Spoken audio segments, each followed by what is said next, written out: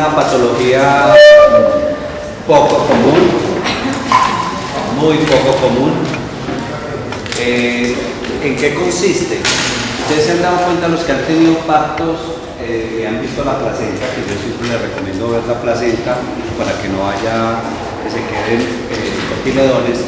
El cordón umbilical, si ustedes han leído eso, está pegado, hay dos arterias, una vena, los que estuvieron en neonato les insisten mucho en eso, porque tienen que canalizar la famosa vena. Entonces, esas dos arterias y esa vena están pegaditas en el cordón por la gelatina de Barton o de Wharton, ¿cierto? Y están ahí. ¿Qué pasa en la vasa previa? Los vasos fetales que van por el cordón no están pegaditos los tres junticos y salen de la parte central de la placenta. Si ustedes miran las placentas y verán que sale del centro de la placenta. No sé si los extraterrestres fueron los que pusieron eso ahí, que sale del centro. Eso no está para un lado para el otro, mira que sale del centro. En ellos los vasos están solitos y están por delante como si fuera una placenta previa, cerquita del cordón umbilical, y están sueltos, así como pocos, por decirlo ahí.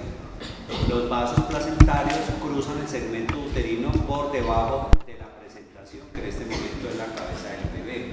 Entonces son los vasos, mira el cordón umbilical, parte del cordón. Es decir, ahí es donde usted encuentra como si una vena de esas de la placenta, que son vasos así de grandes, están sueltos y cerquita al orificio cervical externo. Entonces, míralos aquí, ok. Entonces esos vasos desprovistos de la gelatina de Barton pueden romperse en cualquier momento. Generalmente se rompen después de la semana 24. ¿Sí? Aquí lo que se quiso decir es que aquí está la placenta, estas son las membranas, todo esto no es placenta, la placenta va hasta por aquí. Y mira estos vasos que están como pegados por fuera de la parte central de la placenta y están sueltos. Si esto está esta que las membranas están en la parte de atrás, esto está suelto, esto está suelto, esto está suelto. Son vasos así de grandes, los que han atendido partos se dan cuenta que son vasos que tienen un calibre muy importante. Entonces, estos vasos cruzan aquí por esta parte de abajo, vean, aquí está. A veces hay como dos pedazos de placenta, una placenta grande y hay un segmento de placenta separado, y las dos se juntan y se unen por esos vasos que están ahí. Se llaman vasa previa tipo 1 o vasa previa tipo 2, ¿cierto? Cuando tienen placentas bilobuladas o segmentadas. El problema es esto, que el diagnóstico debe hacerse antenatal, es decir, antes que empiece el sangrado, y el diagnóstico debe hacerse por Doppler. Es decir, entonces el médico que hace la ecografía en cualquier momento puede sospechar que tiene unos vasos sueltos cerquita al orificio cervical interno y debe hacer un Doppler, y aquí en el Doppler ve que los vasos discurren por esa parte de acá. Y él les tiene que decir, vea, desde la semana 14 uno les puede decir que esa paciente cursa con una vasa previa y que se puede romper en cualquier momento. ¿Cuándo se rompe? Generalmente después de la semana 24. Es un diagnóstico que uno lo debe tener desde antes de. Si la señora no tiene eso y llega con un sangrado horrible, uno no sabe si es una placenta previa, y si no ha hecho control y no tiene ecografía, una placenta previa, una vasa previa, una abrupción. Tiene que tener la clínica para más o menos tratar de diferenciarlos. El diagnóstico antenatal es de vital importancia. Si uno no lo tiene, el diagnóstico es muy complicado, la paciente se va a complicar mucho. Y si se hace el diagnóstico antenatal, se planifica una cesárea electiva entre la semana 36 y 38. Cesárea electiva. ¿Listo? Son condiciones demasiado raras, no son frecuentes, pero que si no se diagnostican desde antes de que ocurran, la paciente puede complicarse con un sangrado profuso y complicado. Si a ustedes les llegara en algún momento esa paciente y lo sospechan, es decir, que hay que descartar primero placenta previa, abrupción de placenta, después una basa previa. ¿Listo? Manejo de eso, parto inmediato de cesárea y volvemos a lo mismo. ¿Qué pasa si ustedes están en un sitio donde estén a una hora de una posibilidad de cesárea con anestesiólogo y ginecólogo? La falta les va a complicar mucho. ¿Qué hay que hacer? Hacer lo que ustedes pueden hacer, el ABC, pónganle líquido, carbonato de pena, maduren, no sé qué madurarlo y échense la bendición. Son condiciones, no son frecuentes, pero son demasiado peligrosas en la obstetricia. Mira que son dos diapositivas de basa previa. Casi no hay literatura de eso. ¿Por qué no hay literatura? Porque las veces que se diagnostican por alguien que está mirando pues los vasos fetales.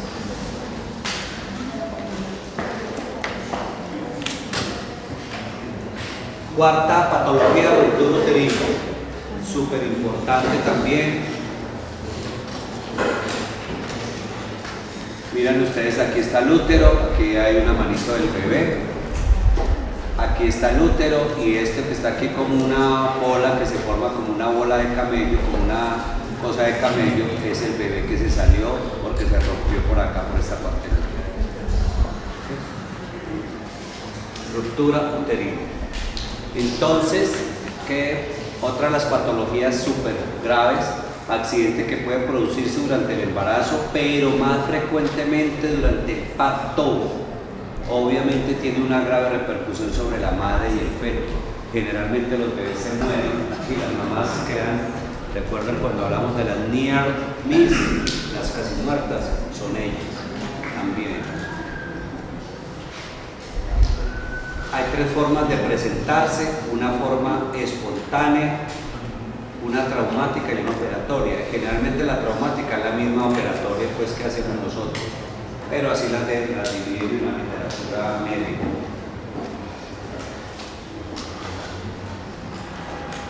Hay una ruptura completa en la cual se rompe todo el espesor de la pared y el útero se comunica con la cavidad uterina. Y hay una incompleta que es más o menos similar a lo que ustedes ven en cirugía con las evisceraciones. Una evisceración contenida es, se rompe la fascia, pero el peritoneo o el epiplón tapan y evitan que el contenido abdominal salga al exterior. En la ruptura uterina puede quedar toda la pared rota, pero no hay una comunicación directa con la cavidad abdominal porque el peritoneo permanece intacto. Entonces, completa cuando hay todo con el peritoneo y incompleta cuando no hay comunicación con la cavidad abdominal. ¿Listo? En cesárea, no sé si les ha tocado atender partos vaginales con una cesárea previa. En alguna parte no sé si lo han podido atender, probablemente en el Manuel Uribe Ángel, es decir, pacientes que ya tuvieron una cesárea y este parto es un parto vaginal. Siempre hay que revisar la sutura de la cesárea anterior, eso se hace por la vagina, se llama revisión de la integridad de la sutura, porque es muy importante conocerla.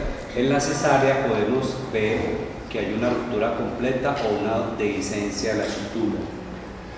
Vamos a ver todas esas cositas, pues así como más. ¿Cómo se clasifica la ruptura uterina? Una incidental, que es asintomática o espontánea, que puede abarcar una parte, toda una parte de la cicatriz de la cesárea. Es lo que llamamos una ruptura silenciosa o oculta. La paciente tiene un antecedente de cesárea, se hace una dehiscencia, una ruptura de una partecita de esa cicatriz de la cesárea en el útero, se tapa con el peritoneo, no pasa nada, no hay un sangrado, no hay un vaso y no nos damos cuenta de esa ruptura. Eso puede pasar. ¿Sí? Ruptura traumática es la más frecuente que nosotros hacemos, la traumática y la supuestamente espontánea. ¿Cuál es la traumática? Asociada a los fármacos, sobre todo la oxitocina y el misoprostol. Y a una maniobra que no debemos hacer, pero que todos hacemos, que es el famoso Cristel. No la debemos hacer.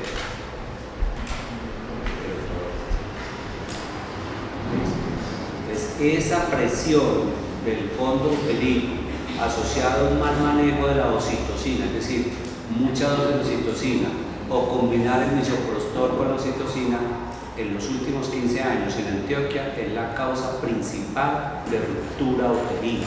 Cristeller más oxitocina o solamente oxitocina mal manejada.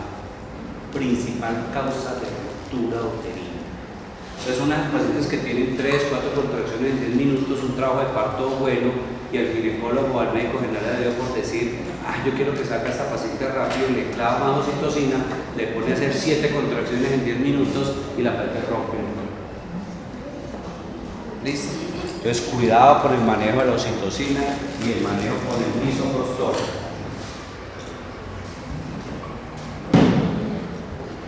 ¿Ok? Y la otra, que también otra de las cosas que más está asociada a eso, son las pacientes con una desproporción cefalopélvica y el médico que está teniendo el parto no se da cuenta. Entonces la pobre señora es con una buena actividad, está en la pelvis, está en la cabeza del bebé, ella con 3, 4, 5 contracciones, buena intensidad, y el bebé trate de sacarlo, ustedes pujen, háganle Cristeller, y es que el bebé no van a hacer porque tiene una desproporción entre la cabeza y el bebé. Entonces es como si ustedes quisieran sacar a la berraca un bebé por un espacio donde no puede pasar. Esta es otra de las causas en los casos de ruptura espontánea, pero nosotros estas dos las juntamos en una, que es traumática, todos es traumático. Una desproporción. Hoy por hoy, en el mundo, las dos principales causas de ruptura uterina son el mal manejo de la oxitocina, asociado sí o no al Cristeller, y no darnos cuenta que hay una desproporción cefalopélvica. Entonces, cuando ustedes los ponemos a hacer un control del trabajo de parto, por eso yo les insisto mucho que recibir el bebé no es chiste, lo hace el que quiera. Yo puedo poner a Fray, el del laboratorio, a atender 3 partos, a recibir el bebé y él los atiende. Él el cuarto lo atiende, le hace la maniobra, le protege el perineta, bola. Desde que la cabeza no ha salido hasta que empieza el trabajo, desde que uno no ve la cabeza hasta el que empiezan los dolores, esa es la labor del médico. Ahí ustedes se diferencian del que recibe el bebé. Es saber cuál es la distocia, es saber si le pongo oxitocina, es saber si le pongo el misoprostol, es saber si los tiempos en que va el trabajo de parto es adecuado, es saber si la paciente tiene una buena pelvis, es saber si ese bebecito no es cabezón y si va a caber ahí, es saber los antecedentes de la paciente. Eso es el médico. De resto, todos aprendemos un parto ahí. Factores de riesgo para ruptura uterina. El principal, una cirugía uterina previa, es decir, una cesárea. En el parcial yo les colocaba pacientes que tienen 2 cesáreas anteriores con 40 semanas, manejo, misoprostol, muchos pusieron misoprostol, de por Dios. Contraindicado.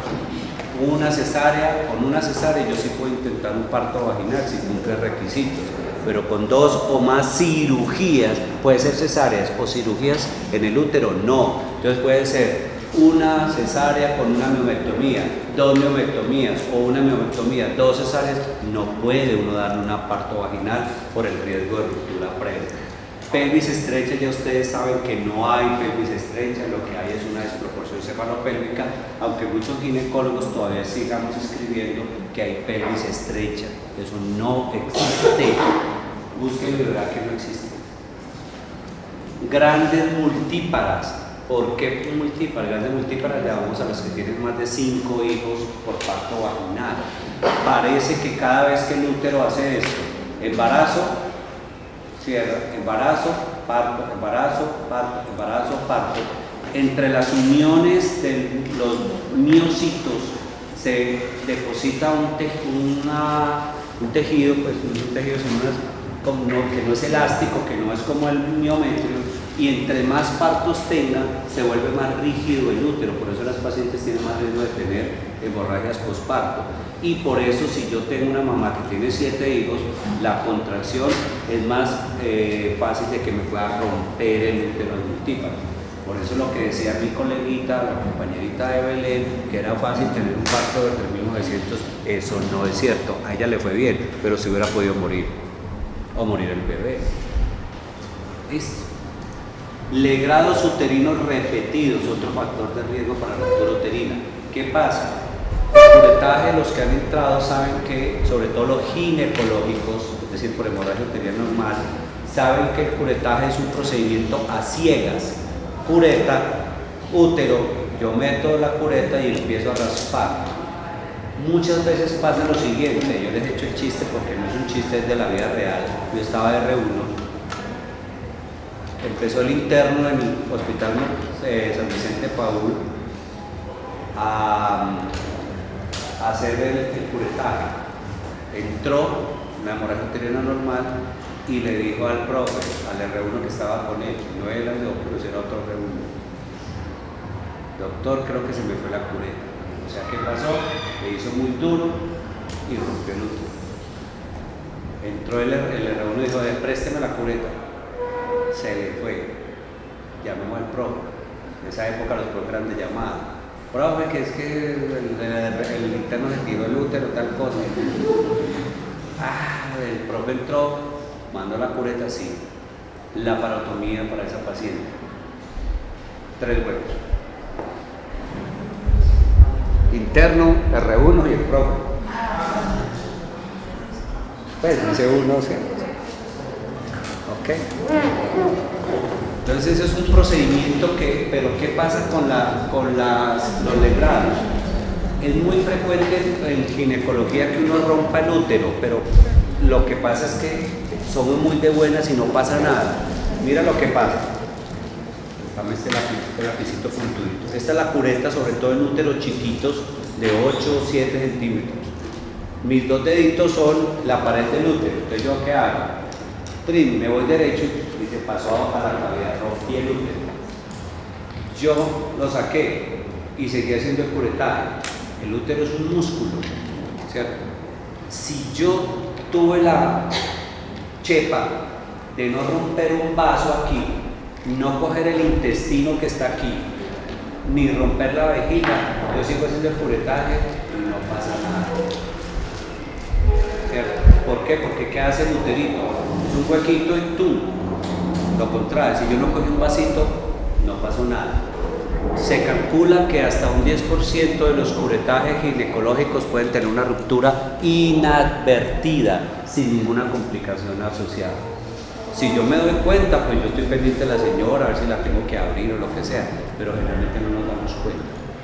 ¿Qué le pasa a un uterito? Acá.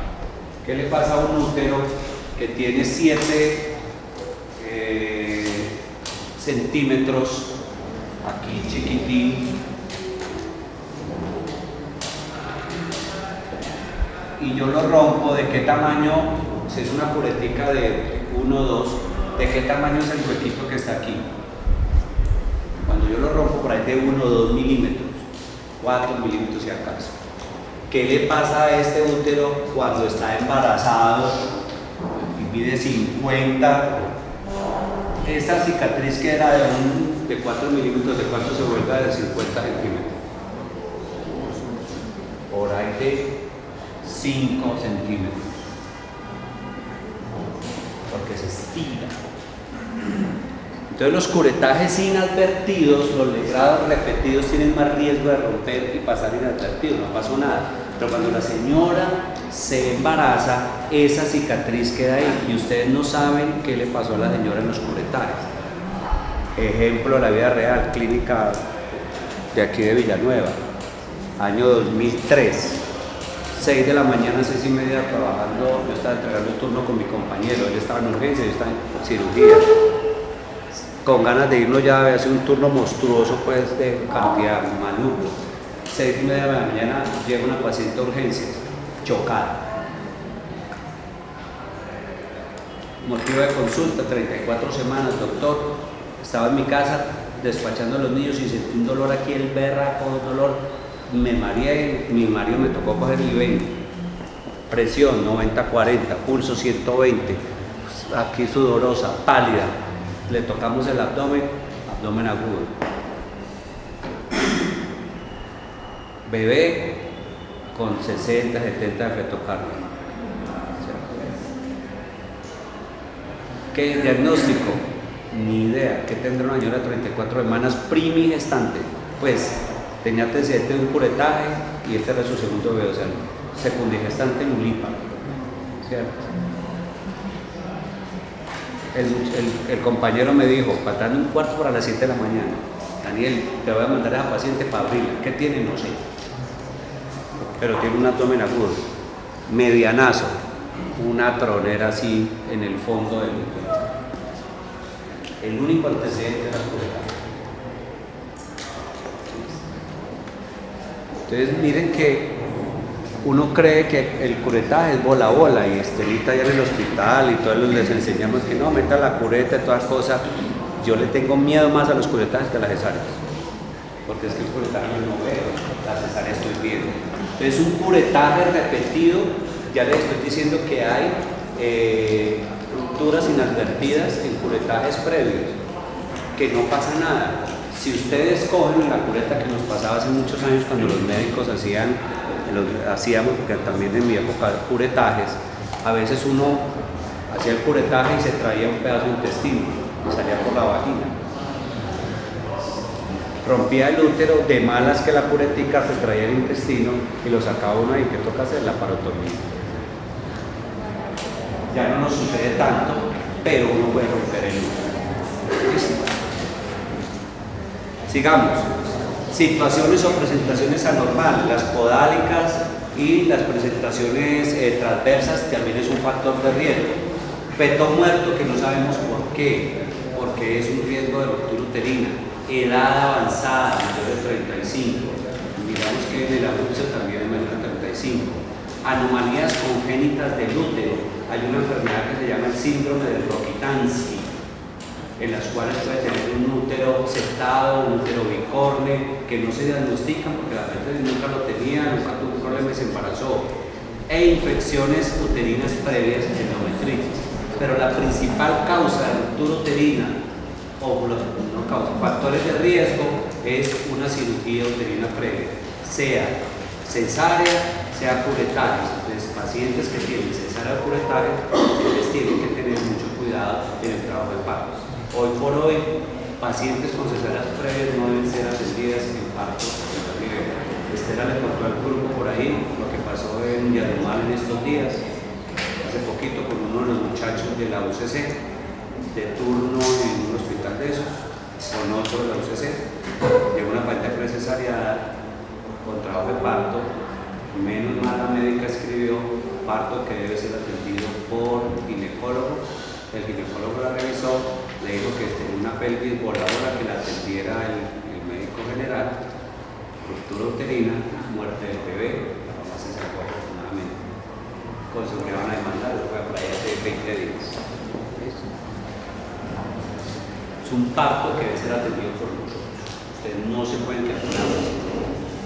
Otros factores de riesgo para ruptura uterina: el trauma externo, mal uso de oxitóxicos y prostaglandinas, distocia del trabajo de parto, parto precipitado que se da mucho con las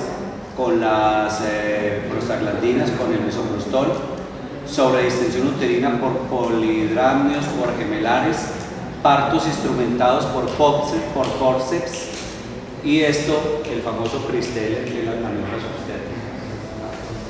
¿Listo? El Christelle no es de fuerza, es de maña, es de saber. Christelle simplemente es apoyarse uno sobre el fondo del útero y ayudar en la contracción a que el bebé descienda, pero no es a sacarlo a la berraca, pues no es el macancán a sacar a ese pobre muchachito a la berraca, no. ¿Listo?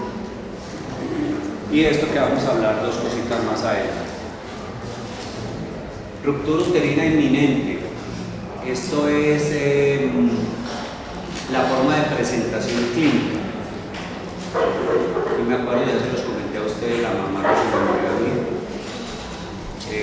Contracciones uterinas. Esta paciente está en trabajo de parto, normalmente tienen contracciones uterinas intensas, empiezan con dolor y empiezan a verse una separación entre el anillo de la parte superior e inferior, como si estuviera con un anillo. Eso se ve, se llama el signo de Van Frommer-Pinat. Ya lo vamos a ver. Tiene un sangrado rojo oscuro, no es rojo como vino o corto. Tiene signos de shock. Paciente que esté en trabajo de parto, que esté bien, que empiece con dolor intenso bajito, que ustedes tengan problemas con la frecuencia cardíaca del bebé, que empiece con signos de shock, paciente que sospecharle una ruptura uterina, más otras cosas que vamos a ver. Signos y síntomas: dolor abdominal súbito, cese de las contracciones uterinas, el paciente está en trabajo de parto y de un momento a otro deja de tener contracciones con un dolor, hemorragia vaginal, signos de shock, partes fetales que usted las puede palpar fácilmente, es decir, antes el bebé usted no lo tocaba y ahora lo puede tocar a un lado o una piernita o una manita, son las partes fetales palpadas fácilmente. Ausencia de frecuencia cardíaca fetal o que el bebé tiene un estado fetal no tranquilizador. Esto me obliga a descartar o una ruptura uterina o una ruptura de placenta. ¿Cuál sería la diferencia?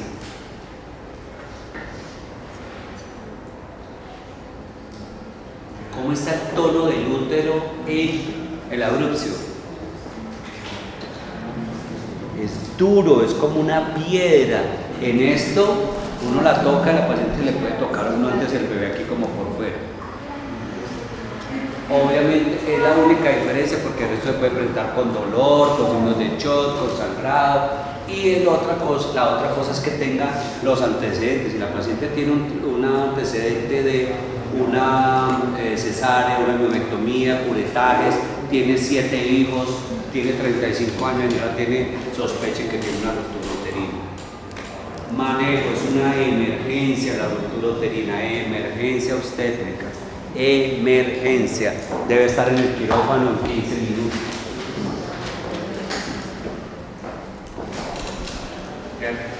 Bueno, les digo, muchachos, ¿cuál es su deber? ¿Cuál es su deber? Su deber es, estas pacientes que tienen riesgo, identifíquenlo y hagan algo para ese riesgo.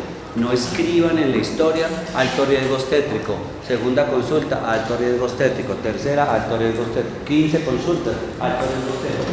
Al final se complicó la paciente.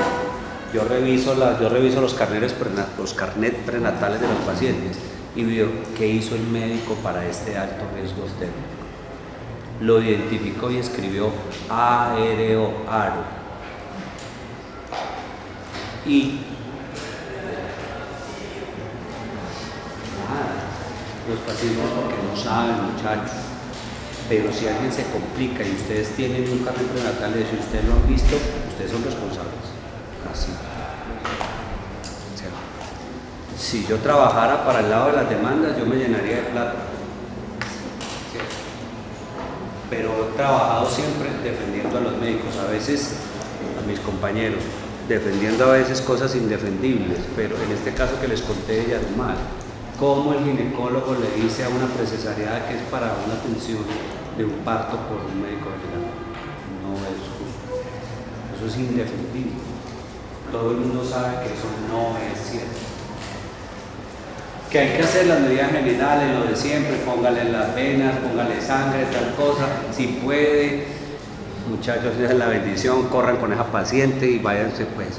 Ojo, miren lo que les digo, traten de, antes de, la obstetricia es bonita, es bacana, es bueno tener los bebés, es bacano tenerse la fotito con el bebé que yo acabo de tomarme la foto, de nacer. Pero ustedes piensen que ustedes son médicos y ustedes deben estar un paso adelante de las maternas, siempre un paso adelante de ellas. Cesárea de emergencia. Okay. Y yo le hago la cesárea, ¿yo qué hago? Si el bebé está vivo, pues generalmente los bebés están muertos, porque los bebés salen de la cavidad y el bebé se muere porque pues también se pierde la circulación. yo miro si la paciente le puedo arreglar el útero, o sea, si tengo una tronera grande, yo la trato, si la paciente de pronto quiere tener otro bebé, así son las mamás. Casi que se mueren en un parto y al año están embarazadas. Sí. Tratamos de proceder a suturar si se puede, si no se puede quedar en histerectomía.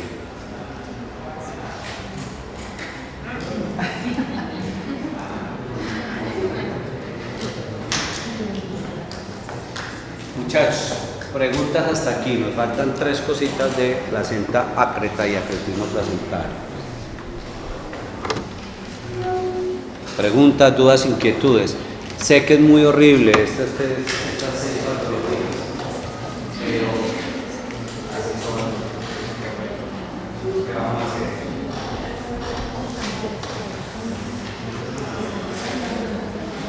Dudas, inquietudes.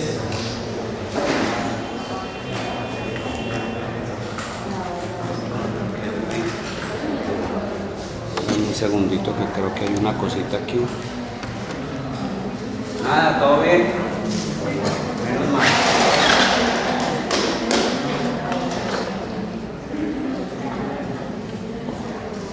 Es una patología que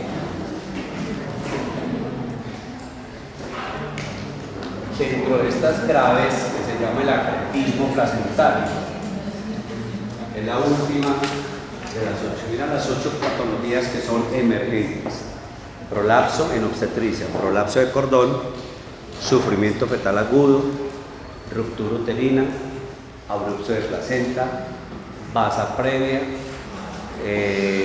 placenta previa y ¿cuál es la otra? Me olvidó.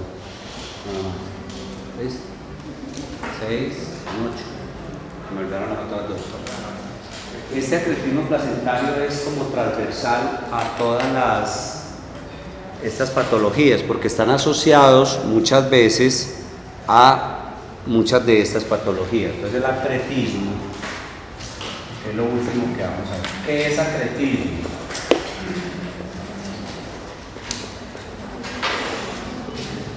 La placenta, muchos autores la comparan como si fuera las células del trofoblasto como si fueran un cáncer. ¿Por qué? Tenemos el útero,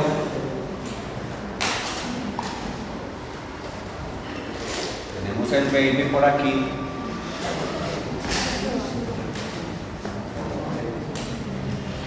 gracias a Dios, calor. Resulta que la placenta, recuerden que el acretismo placentario tiene la misma fisiopatología de la placenta previa, es decir, se trata de pegar en los sitios donde hay cicatrices. Entonces el acretismo placentario,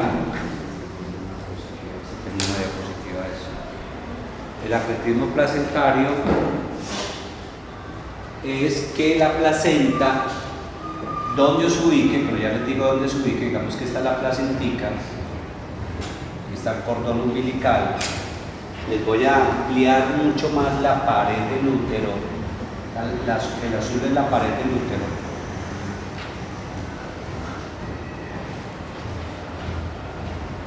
Ese trofoblasto que inicia la placenta, que es el responsable de la formación de la placenta, se para en una línea, en una interfase que hay entre la placenta y la pared uterina que se llama, la voy a poner aquí en rojito, en líneas, se llama la decidua. Es decir, ese trofoblasto llega hasta la decidua y no pasa más de ahí. Por situaciones que no conocemos, pero la fisiopatología muchas veces es por las cicatrices uterinas donde hay alteraciones de la vascularización. Ese trofoblasto no lo para la decidua, sino que se mete en la pared del útero. Pasa la decidua y se mete. Entonces esta placenta que debía llegar hasta aquí, no, llega todo esto por acá. Todo esto. Es decir, se mete a la cavidad uterina. Eso se llama acretismo placentario. Entonces hay 3 tipos de acretismo. íncreta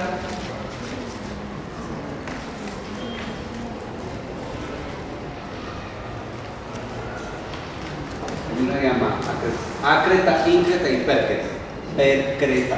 Pero esto no es importante, son los nombres que le dan en la literatura médica. ¿Qué es lo importante? No tanto los nombres, es que dependiendo la porción de la placenta que se meta en la pared uterina es peligroso o no.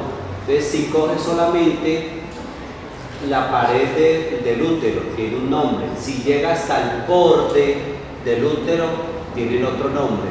Y si coge y sale de la pared del útero y coge el peritoneo y coge los órganos adyacentes, vejiga, aquí el colon y todo eso lo pueden coger. Eso se mete como si fueran unas raíces, entre comillas, en todos esos órganos.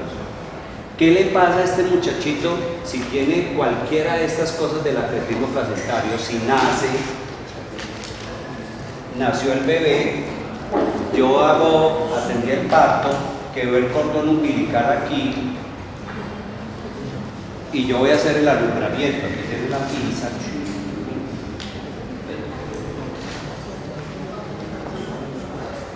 ¿Qué pasa si yo empiezo? Ustedes me saben muy bien cuando estamos atendiendo el parto, alumbramiento activo, entonces empiezo a hacer tracción y contratracción, oxitocina y masaje uterino. Entonces yo empiezo masaje uterino, tracción y contratracción, oxitocina, pero esto está pegado aquí.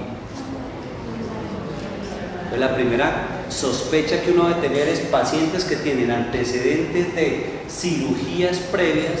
Uno debe sospechar que tiene una paciente con acretismo, cesáreas previas, curetajes previos, miomectomías previas o pacientes multigestantes, lo mismo que la ruptura uterina y la placenta previa. Si ya sabe uno desde antes, ya les digo cómo hacemos el diagnóstico. Entonces, si ustedes empiezan a jalar este cordón, pueden tener dos opciones: que se rompa el cordón o que se salga solamente un pedazo de la placenta y el otro queda por ahí pegado. Y si ustedes les da por meter la mano y empezar a jalar eso, ya hacen más daño. ¿Listo? Entonces deben saber que el acretismo placentario se da en pacientes que tienen riesgos como cirugías previas o multigestantes, igual que la ruptura uterina o igual que la placenta previa, pues, sobre todo la ruptura uterina. Entonces, si yo tengo esto y la placenta no se despega fácilmente, no empiecen a jalarla, sobre todo si la paciente no está sangrando. Yo creo que en Código Rojo les han explicado eso, ¿o no? Celita no le ha explicado, brutalidad. ¿No le habló a Cristina? Sí. Tiene que hablar. Es que ella le olvida, pues, muchas cosas. ¿Listo? Cuidado con eso, sobre todo estos antecedentes de estas pacientes que tienen ahí. ¿Cómo hacemos el diagnóstico prenatal? Es decir, desde antes del tiempo. Entonces, en obstetricia nosotros ya tenemos en el control prenatal, ya tenemos estandarizado, por lo menos aquí en Antioquia, en el control prenatal, a estas pacientes con factores de riesgo. ¿Y cuál es el factor de riesgo principal? Entonces, cirugías previas en el útero. Entonces, las que tienen más de una cesárea o más de un procedimiento, mayor de un procedimiento en el útero, les hacemos más de un procedimiento. ¿Cuál es un procedimiento? Es decir, que tenga 2 cesáreas, una cesárea más una miomectomía, 2 miomectomías, 2 curetajes, es decir, más de un procedimiento en el útero. Nosotros para el diagnóstico le hacemos una cosa que se llama Doppler de lecho placentario, antes obviamente del parto. Entonces ustedes con las pacientes que tienen esos riesgos les pueden mandar, y lo pueden mandar ustedes como médico general, Doppler de lecho placentario. ¿Cuándo se envía? Generalmente entre la semana 32 a 35 de edad gestacional. Yo lo hago y les escribo a ustedes. Por las características que le encuentro, la paciente no tiene signos de acretismo placentario. Entonces tienen un porcentaje, no es 100%, esto me da un porcentaje de 70 a un 80% de seguridad que no tiene este atletismo placental. Entonces hay que hacerlo en el control prenatal. Si yo quiero aumentar ese porcentaje de seguridad, le tengo que hacer a la paciente una resonancia magnética nuclear. Me da como el 95% de diagnóstico de atletismo placental. Es decir, si yo les digo a ustedes, o le hago el Doppler, esta paciente tiene hallazgos que me dicen que tiene atletismo placentario, no se pongan a atender el parto ustedes. ¿Sí o no? Porque esa paciente me toca que la reenvíen a un segundo nivel porque tiene riesgo de que si yo le atiendo el parto y no sale la placenta, me toca o sacarla a la berraca, hacerle un curetaje posparto o me toca hacerle una histerectomía. Y si se sale del útero y coge la vejiga y todo, me toca planear un parto con sangre a la lata, crío, plasma, cirujano vascular, urólogo, un montón de gente porque tiene que a veces pelar la vejiga de todo eso trofolato que se mete allá. ¿Listo?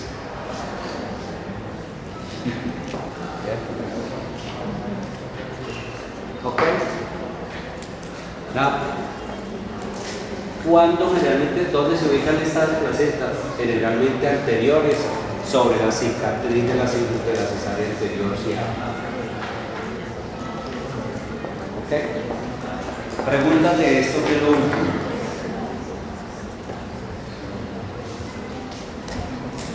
Nada. Muy bien. Fíjate que yo quería que tenía otra cosa aquí. Son patologías muy tesitas.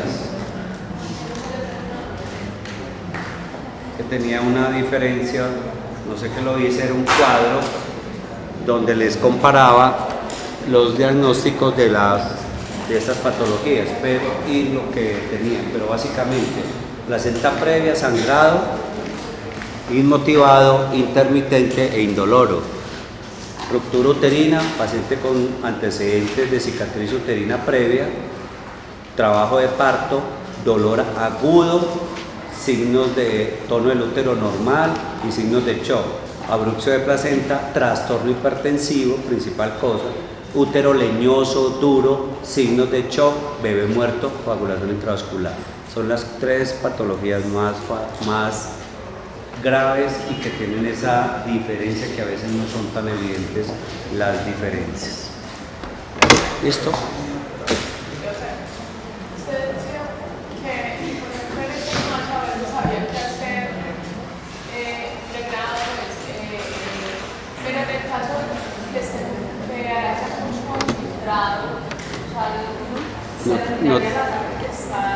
No te entendí qué. O sea, en la parte, en esa patología. Acretino. Yo tengo una paciente con eso. Entonces yo trato. Primera pregunta. ¿Sabes desde antes que lo tienes o te la diagnosticaste en el parto? No sabe que lo tiene. Okay. O sea, en ese caso, ustedes creen que el hecho de el procedimiento que yo quiera hacer es dependiendo del compromiso.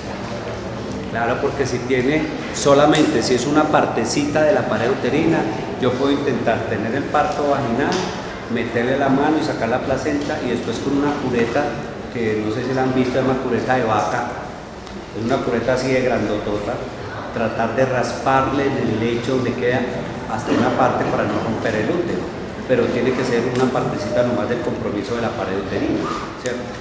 Pero si me sale ya aquí hasta el peritoneo o me sale hasta por fuera, no me sirve hacer un parto vaginal. Tengo que hacerle una cesárea y tener todos estos especialistas porque a veces nos toca hacer embolismo arterial, pelar la vejiga, entonces lo hace un urólogo, el cirujano vascular por si tiene compromiso de los vasos.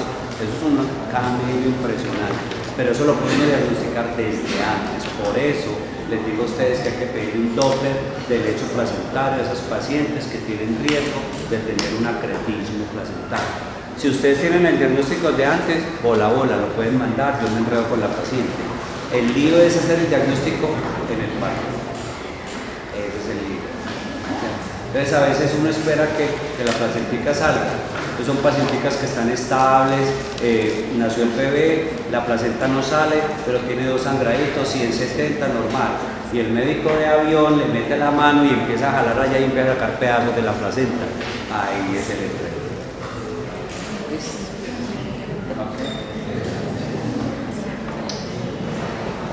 ¿Inquietudes o algo más? Nada. Listo muchachos, yo creo que ya era eso, nos vemos de hoy en 8, menos los que nos vamos a quedar.